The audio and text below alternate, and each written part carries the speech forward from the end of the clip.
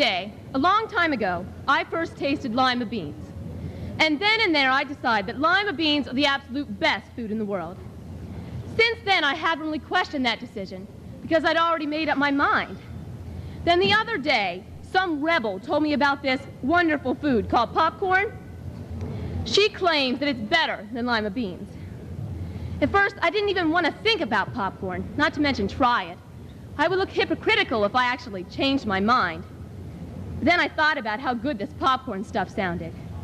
I mean, maybe popcorn is better. Maybe I ought to try popcorn.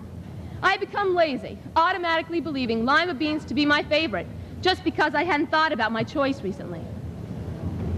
When ideas aren't challenged, people tend to become lazy in their beliefs. A little rebellion now and then is a good thing, as Thomas Jefferson said, because it forces us to reevaluate what we truly believe. It doesn't matter what we decide about the issue. The important thing is that an automatic belief becomes an active, challenged belief once again. Automatic beliefs can be dangerous when a situation that may not be just is accepted simply because it is not challenged and thought about. There are many famous instances of rebels causing the public to reevaluate what is just. For example, women have spent centuries in a position of inferiority to men. This is now slowly changing because of individuals who rebelled against this prejudice of our society. This uprising is forcing our world to reevaluate its patriarchal nature. Another well-known illustration of this is the evolution in the treatment of African Americans from slaves to, hopefully and eventually, equal citizens in the minds of all. The progress that has been achieved didn't appear out of nowhere, and the progress to be achieved will not either. It takes individuals who are willing to stand up against the force of society. Those individuals challenge our automatic thinking. We may find that the established order isn't necessarily for the best. Throughout our lifetimes, there are surely going to be rebels who fight against our basic beliefs.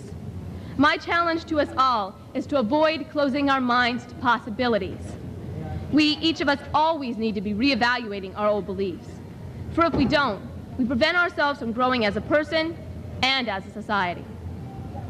So, give me some rebels any day. Make me think again about a viewpoint that I decided on long ago, because it may not be what I really believe now. Force me to try popcorn. I may fight it, but it's good for me to reevaluate old beliefs. And maybe, just maybe, I'll cause a small rebellion and make you think about how tasty lima beans are.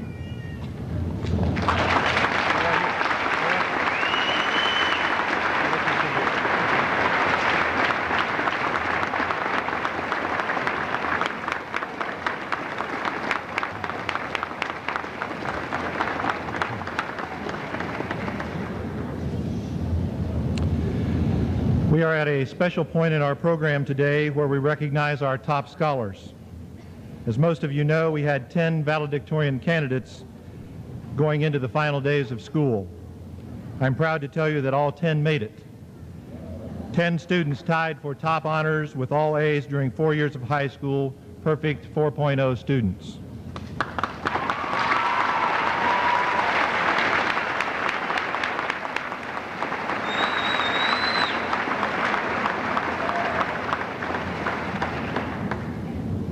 These students would tell you that they were spurred on during their 4 years of high school by their scholarly classmates, by a group of teachers that challenged them, and they indeed are very proud of their classmates, as I know their classmates are proud of them.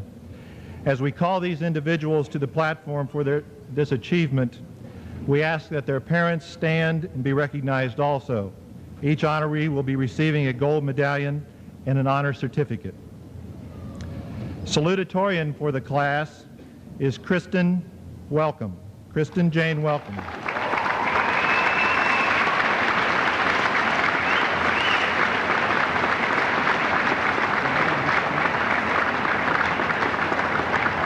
Her mother is Elizabeth Welcome.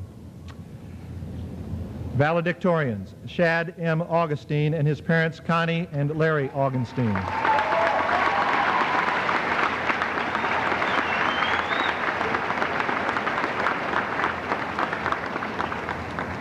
Brian John Bixler and his parents Vicki and Robert Bixler.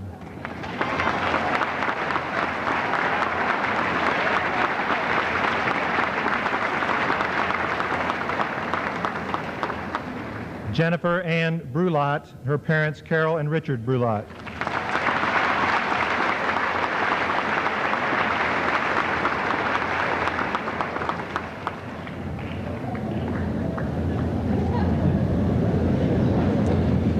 Jocelyn Feltham, and her parents Karen and George Feltham.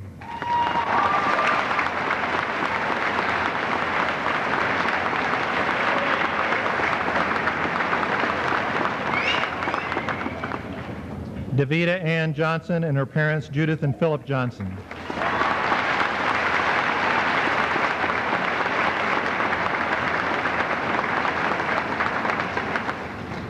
Margie A. Lenz and her parents Linda and Jack Lenz.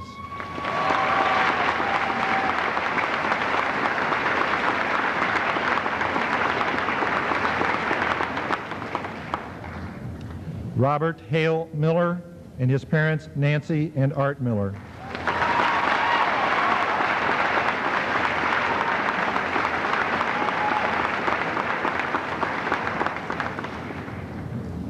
Sarah Michelle Pullen, her parents Kathy and Mike Pullen.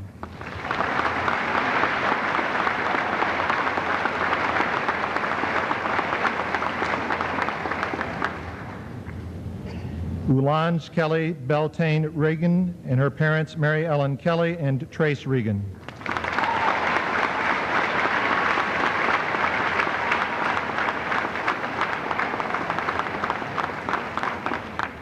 And Jonathan E. Stewart and his parents Kathy and Jerry Stewart.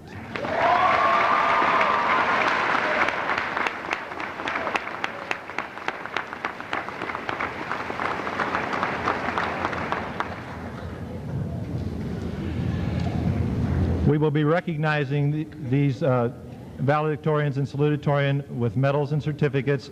While we are doing that, we are going to have some special music.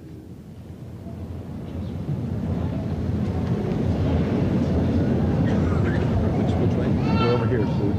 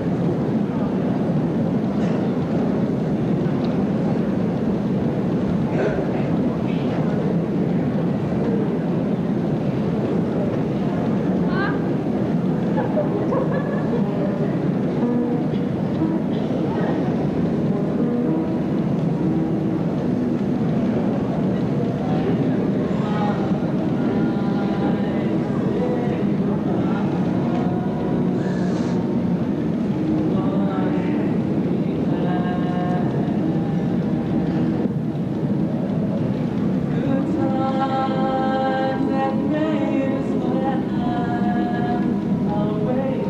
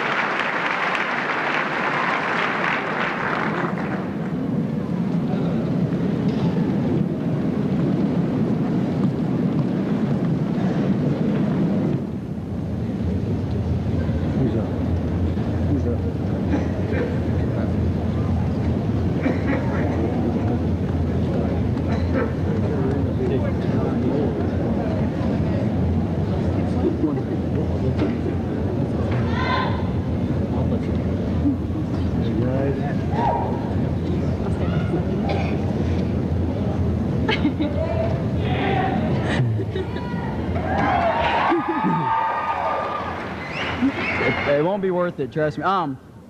This is Kathy Kutcher. She's the vice president. Hi. This is Sherry Barker, secretary treasurer. And I'm Dan Moore, the president. Although you wouldn't know, but really I was supposed to come up here and talk about this class's accomplishments. And then I was also supposed to keep the speech short. So I probably won't be able to do both of them. So fortunate for all of us, I decided to keep the speech short. No problem, no. I would like to say, most of you already know a lot of our accomplishments because we've had very good coverage in the Gazette and everything, but we've had many state tournament representatives. We've had first team selections in all-state football, soccer, and all that good stuff. And we have a lot of great athletes in this class, but what really sets us apart is that these same athletes are really good students. And that's what puts us, or makes our class really unique, I think. Also, I'd like to change notes in here. I'd like to wish Steve Kotev a speedy recovery.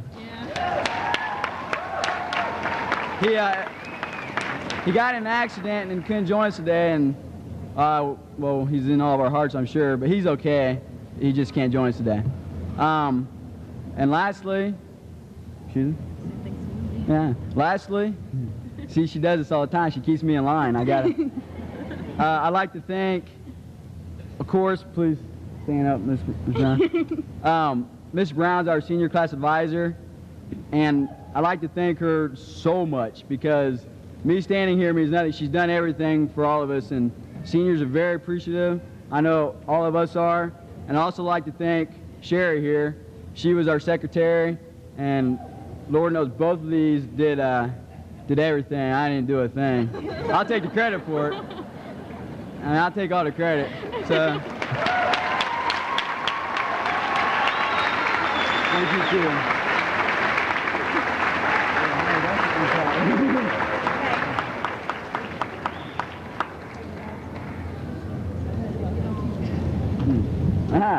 She did it again. Now the other one did it. We have a present for Mr. Shellard here. If I could, this is from the senior class to you. You can open it up real quick. And it's really neat.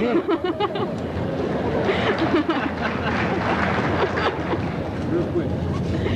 Yeah, terrifying. I had my son up here.